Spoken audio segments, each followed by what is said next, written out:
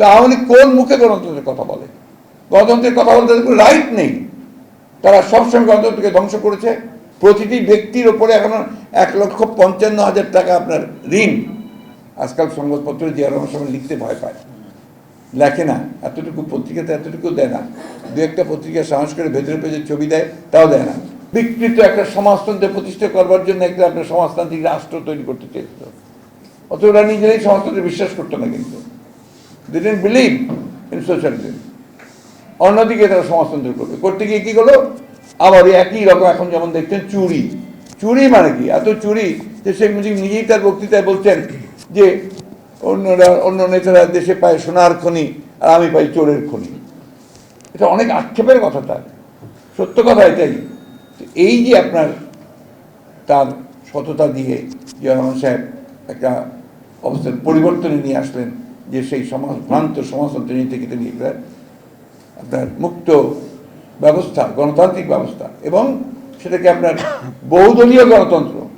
বহুদলীয় গণতন্ত্রের তো একটা বিশাল একটা আপনার দার্শনিক ব্যাপার আছে, যে একটা দেশে যদি আপনার বিভিন্ন মত যদি আপনার না থাকে, তাহলে সেই দেশটা কখনো প্রস্ফুটিত হতে পারে না।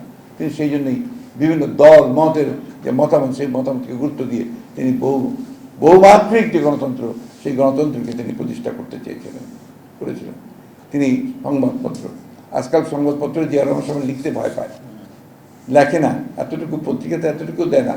দু একটা পত্রিকা সাহস করে ভেতরে পেজে ছবি দেয়, তাও দেয় না। বিশ্বমানের থার্মিক্স রড, সালাম স্টিল থার্মিক্স, দেশের একমাত্র থার্মিক্স রড। এই পত্রিকা যারা লেখার সুযোগ পেতে করে দিয়েছে জিয়া রহমান। শেখ মুজিবের আওয়ামী লীগ তো পত্রিকা নিষিদ্ধ করে দিয়েছিল, কোন পত্রিকা চলবে, 4টা পত্রিকা তার সরকারি নিয়ন্ত্রণে। যার কথা বলে ওনারা সকালে ঘুম থেকে ওঠেন, তার নেতৃত্বেই মাত্র 11 মিনিটে আপনার গণতন্ত্রকে ধ্বংস করে দিয়ে একদলীয় সরকার বাকশাল প্রতিষ্ঠা করা হয়েছে। তো আওয়ামী লীগ কোন মুখে গণতন্ত্রের কথা বলে?